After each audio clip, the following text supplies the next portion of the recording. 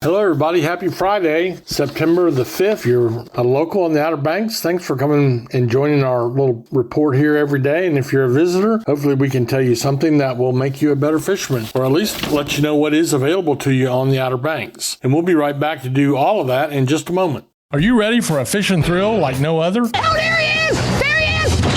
Oh, got him up! As seen on Wicked Tuna Outer Banks, the Carolina Girl, captained by majestic Jesse Anderson, is a custom, luxurious 53-foot Jarrett Bay built boat running out of Hatteras Harbor Marina. Let Jesse and her crew give you a fishing experience of a lifetime. To book a trip, go online to CarolinaGirlSportFishing.com. Carolina Girl Sport Fishing, your offshore adventure awaits. Electricity. Something I don't mix well with at all, and that's why I only trust the folks at ELS OBX. ELS OBX offers a variety of services from custom electrical installations to lighting design. ELS OBX has the experience and know-how to complete any job. They're committed to providing the highest quality lighting and electrical installations or service at affordable prices. Visit them online at elsobx.com to get a brighter idea of how shockingly awesome they are. See what I did there? ELS OBX, electrical and lighting solutions you can count on. Hatteras back in the saddle again after a rough spell like all the offshore fleets had. They got out day before yesterday, and it was plenty rough and really hard fishing. Yesterday they got out and they just went back to business as usual. Great catches of mahi or dolphin, and most of the boats seem to have a limit of those. Then several boats had some big wahoos, and then a few boats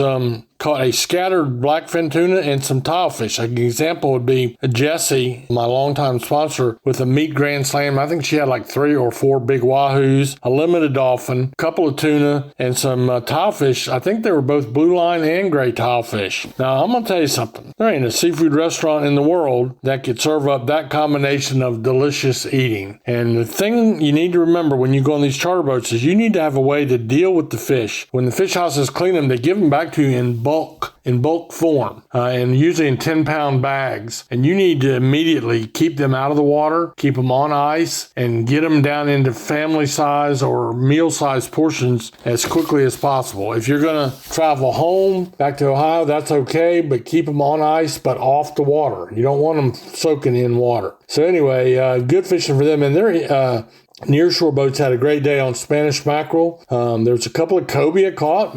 Really neat to hear about them this time of year. Some sheephead and some bluefish. Now we jump up to Oregon Inlet like we always do. They also had great dolphin fishing. With the docks loaded with beautiful 5 to 8 pound dolphin or mahi. The white marlin bite was still good, not as good as it has been. The wind kind of came around out of the southwest. The marlin liked that northeast wind best. But there are still boats with 5 and 6 and 7 flags in the rigger. Normally we would be thrilled with that. We haven't had many white marlin in the last couple of years, but because right ahead of the blow we had 15, 16, 17 releases to the boat per day, well, I think we got a little bit spoiled. But it was good meat fishing as well, and their inshore fleet did a little bit of everything. They caught some bluefish, they caught some Spanish mackerel, they caught a few drum, and around the inlet they caught a few flounder. So we'll talk more about the flounder fishing in just a minute. Pier fishing, got a couple reports. I don't have time each day to do every pier, but the Rodanthe Pier was 70-degree water, had bluefish, and they had Spanish mackerel and sea mullet, and a scattered flounder and blowtoad. So that was Rodanthe on Hatteras Island, 70 degrees. Jeanette's Pier in Nags Head had 75-degree water, and they had a nice mix of a few puppy drums, some Spanish mackerel, and some sea mullet. So the water was a little bit warmer up there, and 5 degrees in water temperature sometimes makes a difference. I was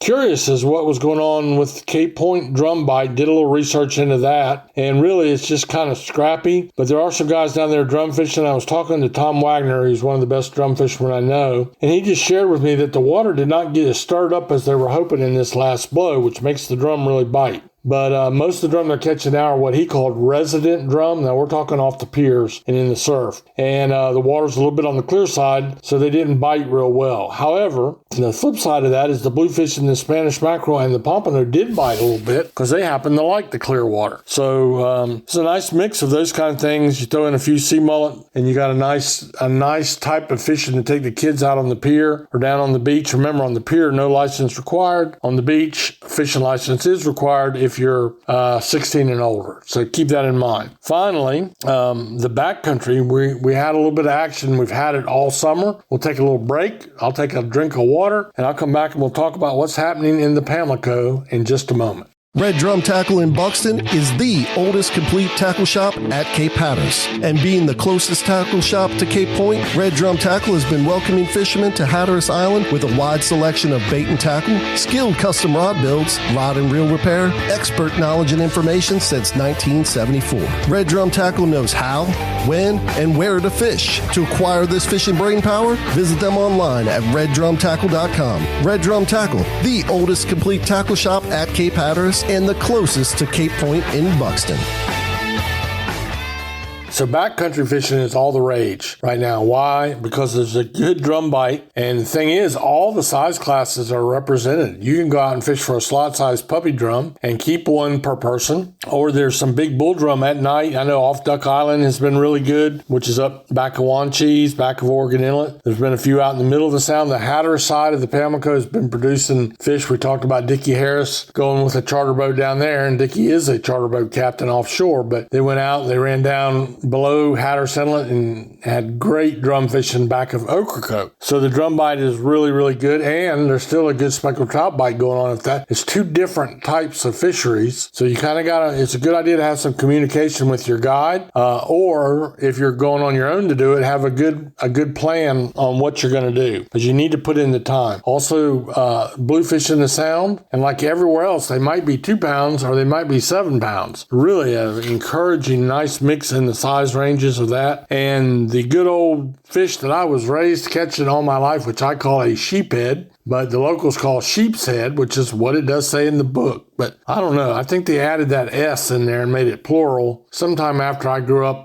fishing around the paint docks in Ponce Inlet in Florida. Anyway, good sheephead bite too. And that's pretty much the long and short of it. There's some wade fishing going on for speckled trout. I could be chastised for saying too much about that, but you don't need a boat, as Tony Lombardi would advocate for. There's plenty of places you can go wade fishing, and this time of year, all you need is old tennis shoes. You don't need waders. It's really comfortable, and all around Roanoke Island is a good spot, as is the backside in the Tri-Village area of Hatteras. And then Ocracoke, a little harder to find those spots, but really a good, you hear so much about the surf fishing that people forget that there are two sides to that narrow strip of sand. And so you could go and give that a try. You might be pleasantly surprised with what you catch. Hint, hint. Last thing, if you're interested and you're listening to our fishing reports and you like the idea of the next season coming up, will be the fall yellowfin tuna season, which is our busiest time of year at Oregon Inlet. Really, really good. It's not uncommon to catch large amounts of tuna, but that's no guarantee. You should never plan your trip. The crazy things that do happen. A limit of 50-pound tunas is 600 or 700 pounds of tuna. So that's on the plus sides. But if the sharks are biting really bad, you can also end up with nothing. However, if you want to get out there in the heat of the battle, I would